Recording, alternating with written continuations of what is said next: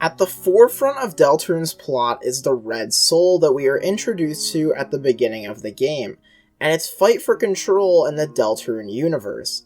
It's heavily implied to represent us, the players, and in turn, the unique relationship between the player and the protagonist, with one aspect of that being how we are able to take full control of characters that we play in video games. We've seen the soul control and manipulate a new person each chapter. In Chapter 1, we take control of Kris's body, and in Chapter 2, we can manipulate Noelle to do unspeakable things. It seems like the soul may have the power to manipulate anybody it gets close enough to. Even Ralsei seems to acknowledge the player's existence and chooses to abide by it. However, despite the soul's immense power and capabilities, there is one person we've seen time and time again who completely ignores its control over them. That's right, Susie. Numerous times, we've seen that Susie just doesn't care for what we have to say. In Chapter 1, during our first interaction with Susie, where we use our soul to select an answer, she completely ignores it and flat out says that our choices don't matter. In Chapter 2, she learns how to act on her own, and decides to split up with Ralsei no matter what we choose, once again reinforcing the fact that she has no regard for our choices. This is great and all, but how does she do it?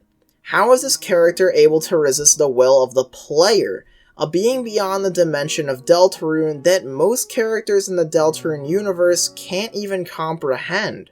Well, in this video, I think we have some pretty good theories that may explain how Susie manages to do the impossible. Before we get into that though, remember to subscribe for a theory video like this one every week.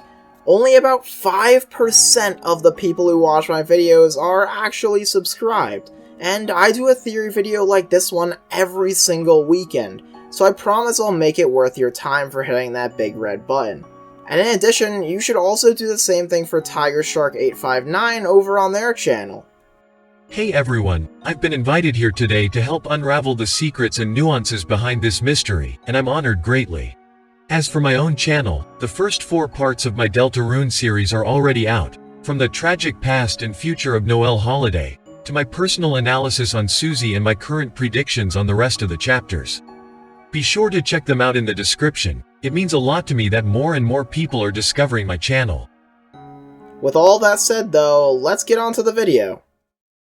Well, for starters, when are the times we've seen Susie resist us? In Chapter 1, we see it happen a lot. As previously mentioned, our very first interaction with Susie is where we use our soul to select a dialogue choice, and it results in her cutting us off and telling us that our choices don't matter.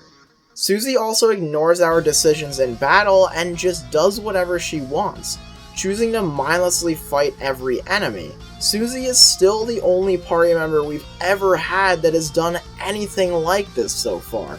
It's only by Susie's willingness to actually listen to Kris that we are able to control her in battle later that chapter. And finally, when in the Card Castle prison, Susie does listen to us when solving the puzzles, but during the Lancer fight, Susie is basically in complete control, with our only real input on the situation being dodging attacks. What about Chapter 2 though? Well, we definitely have much more control over Susie in this chapter, but she has a few actions that go against what we have to say. The first is of course when Susie learns to act on her own. Even when you select for her to act, she and Ralsei will do what they want to do instead of you picking out their specific actions like you can do when acting with Kris. Next, Susie ignores our choice of who to go with when we encounter a fork in the road, going with Ralsei every time regardless of what we choose. Susie may have become more compliant over time, but I think it's clear that if she's upset or doesn't want to listen to us, she's certain to get her way. But the big question here is how? How is Susie able to resist us like this, especially after what we've seen happen to Noelle in the Snowgrave route? Well, first let's look at the rest of our party members to maybe see why they are not resisting our will. First up is Kris, and I think it's pretty obvious to tell why they're obedient. The red soul we control is literally inside their body after all. They have to rip the soul out in order to break loose temporarily, and we have nearly complete control of their movements and actions while it is inside of them.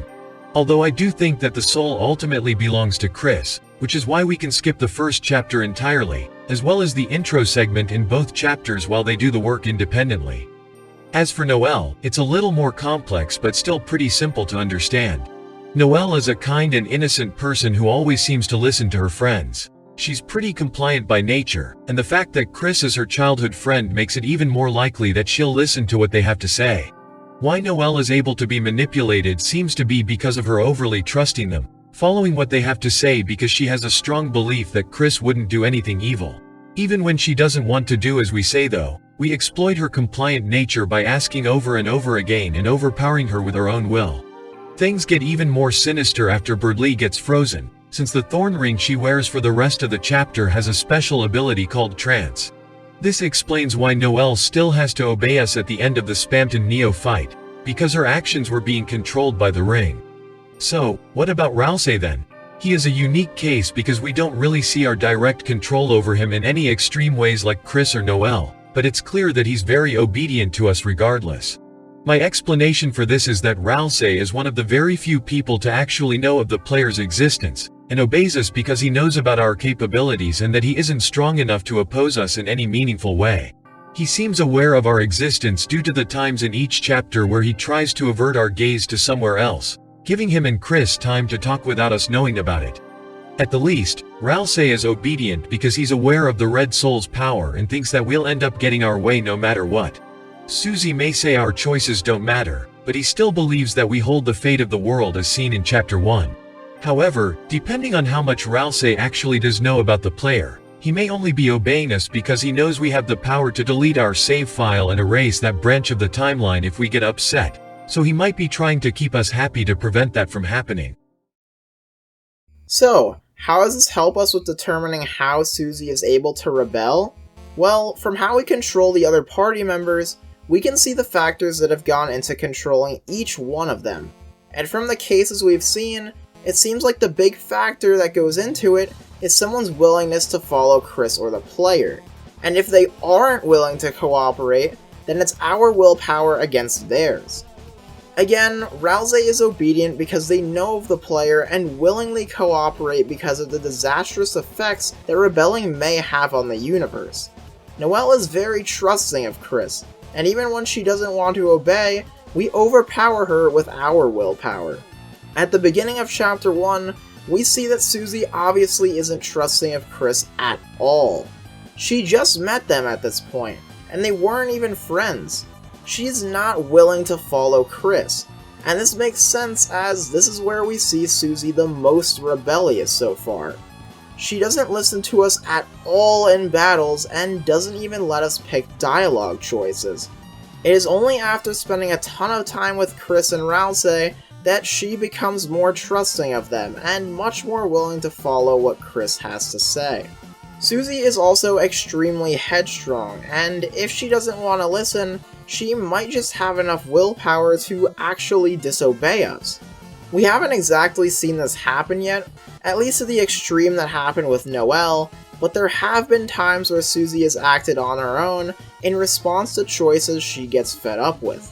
When we kept trying to dance during the Sweet Cap'n and KK fight, she ended up ignoring us and just doing her own thing. In general, it seems like personality and attitude towards Kris or the player are the main things that determine our control over a character, with a battle and willpower being the last resort if we truly want to take control. It would only make sense that Susie is so good at ignoring our choices, since she's not the type to just go along with what her friends have to say no matter what, and likes to make the important decisions herself. Heck, she might even have enough willpower to actually challenge our control if it ever gets to that point. And those are our thoughts on how Susie is able to resist our control. Thanks again to TigerShark for collabing with me on this video, and be sure to check them out in the description. They also make Deltarune theory content, and I'm going to be collaborating with them on a theory on their channel soon as well. But as always, remember to subscribe for a theory video like this every week, and thanks for watching. I hope you have a great day.